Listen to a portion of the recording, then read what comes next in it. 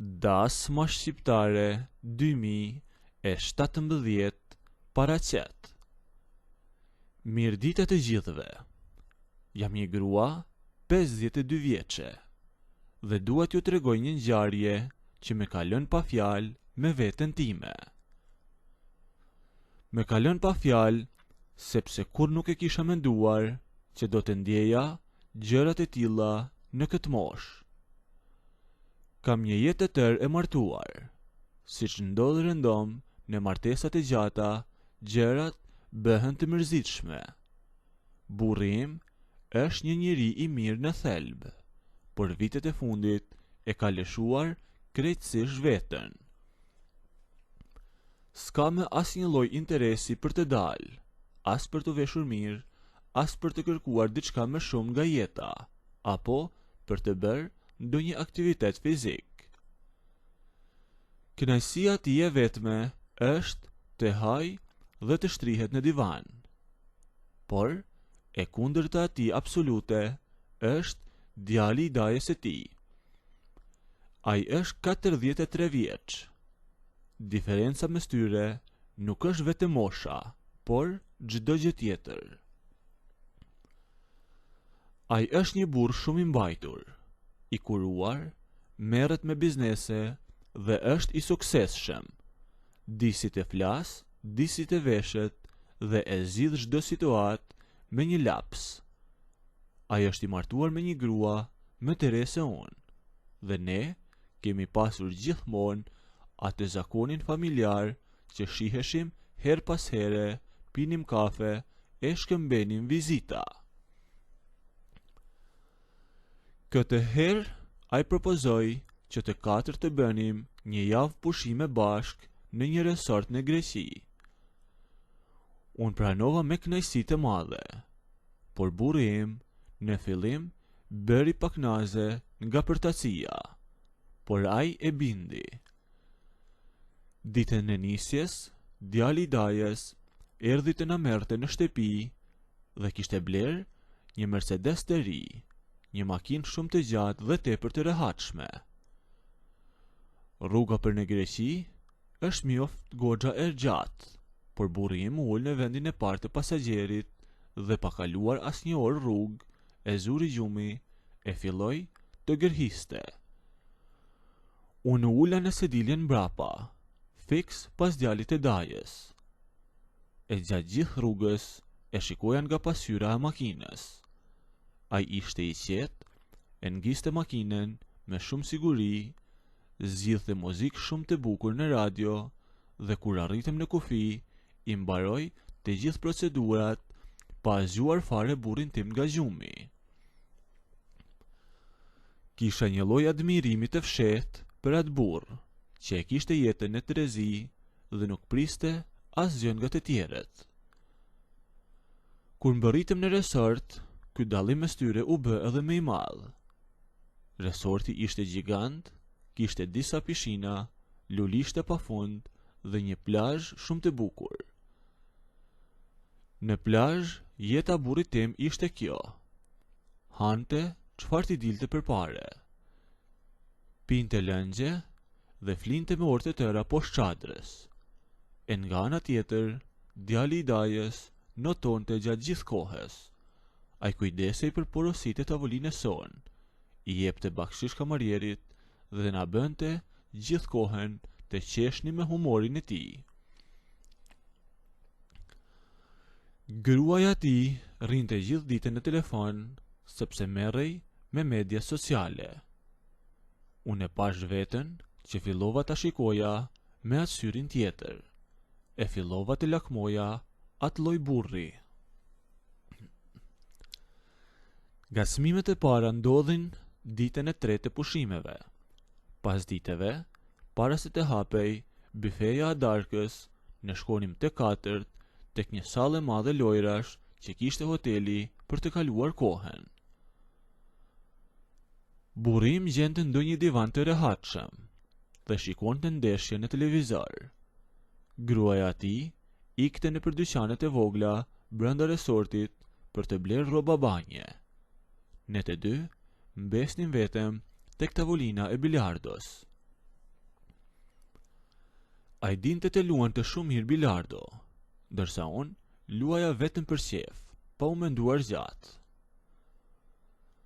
Ti qenë ke një rrezik i fshehur, me thoshte ai, kur unë godisja mirë dhe fusja topat në grop.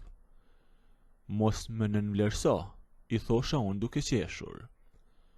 Unë thjesht nuk i tregoj me njëherë të gjitha ato që di të bëj, i thoja unë. Këtë gjë kam kuptuar me kohë, mu përgjiste ai me një zë të ulët. E këto fjalë me bënin të ndihesha plot jetë. Kisha vite pa dëgjuar komplimente dhe pa ndjer veten kaq grua.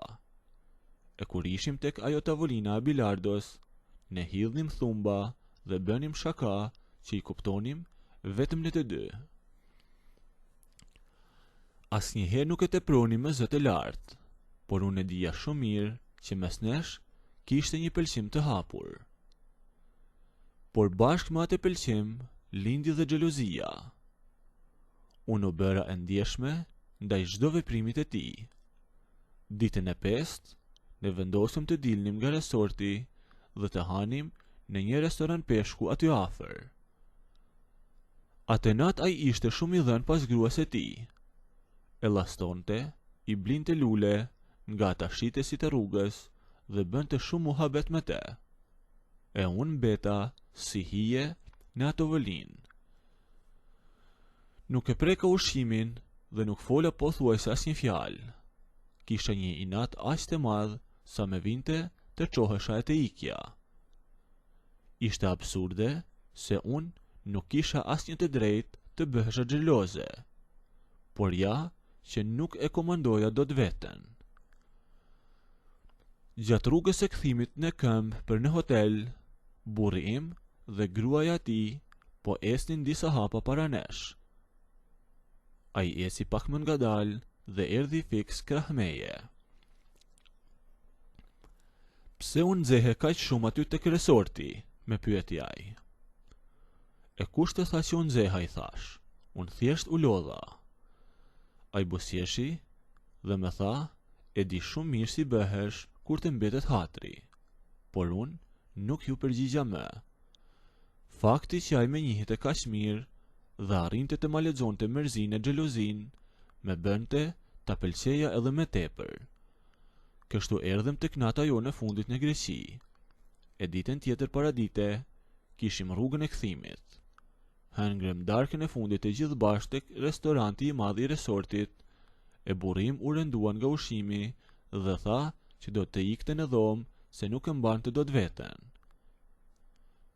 Edhe gruaja e tij tha se i duhej të lante ca rroba dhe të bënte gati valixhet.